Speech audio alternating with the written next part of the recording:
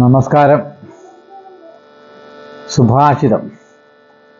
പ്രവൃദ്ധം കാര്യമൽപം വ യോ നരഃ കർത്തുമിച്ഛതി സർവാരംഭേണ തത്കാര്യം സിംഹാദേകം പ്രചക്ഷതേ. ചെയ്യാൻ ഉദ്ദേശിക്കുന്ന കാര്യം ചെറുതോ വലുതോ ആകട്ടെ, വേണ്ടത്ര മുന്നൊരുക്കങ്ങളോട് കൂടി വേണം അത് ആരംഭിക്കാൻ. അത്തരം പ്രവൃത്തി ചെറുതാണെങ്കിലും ശ്ലാഘിക്കപ്പെടും. ഈ ഗുണം സിംഹത്തിൽ നിന്ന് പഠിക്കേണ്ടതാണ് എന്നാണ്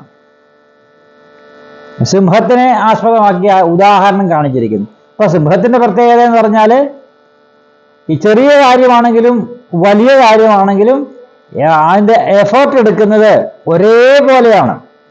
ഇപ്പൊ ചെറിയ സിംഹത്തിന്റെ പ്രവൃത്തി എന്ന് പറഞ്ഞാൽ മെയിൻ വേറെ കാര്യമൊന്നുമില്ല, ഇര പിടിക്കുന്നത്. ഒരു വലിയ മുമ്പിൽ വലിയ ഇരയാണ് നിൽക്കുന്നതെങ്കിലും ഒരു ചെറുതാണെങ്കിൽ തന്നെയും രണ്ട് അവസ്ഥയിലും സിംഹം എഫേർട്ട് എടുക്കുന്ന ഒരൊറ്റ എഫേർട്ടാണ്. ആ സർവശക്തിയും എടുത്താണ് അത് ആക്രമിക്കുന്നത്. അപ്പാണ് സിംഹം രാജാവായിട്ട് നിലനിൽക്കുന്നത്. സിംഹം സ്വയമേവ മൃഗേന്ദ്രയാണ്. സ്വന്തമായിട്ട് രാജാവായ വനത്തിലെ കാട്ടിലെ ഒരു ജീവിയാണ് സിംഹം എന്ന് പറയുന്നത്.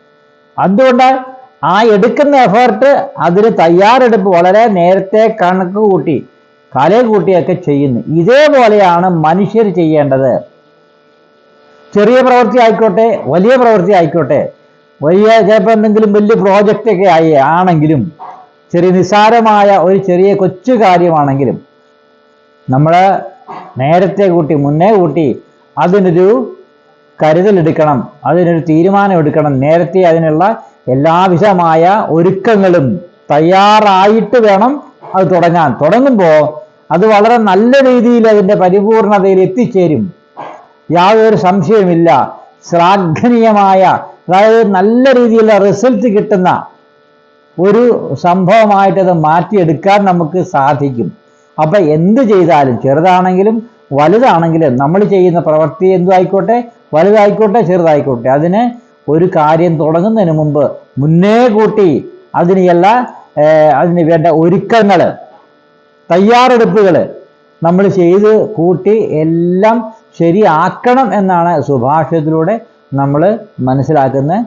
ഇവിടെ പറഞ്ഞിരിക്കുന്നതിൻ്റെ ഉദാഹരണം സിംഹത്തെയാണ് ആസ്പദമാക്കി പറഞ്ഞിരിക്കുന്നത്. കാരണം സിംഹം മാത്രമേ ഉള്ളൂ ആ മൃഗങ്ങളിൽ ഏറ്റവും ഉത്കൃഷ്ടമായ, ശക്തനായ എന്ന് പറയുന്നില്ല, അതേപോലെ അതുകൊണ്ടാണ് സിംഹത്തിനെ ഉപമിച്ചിരിക്കുന്നത്.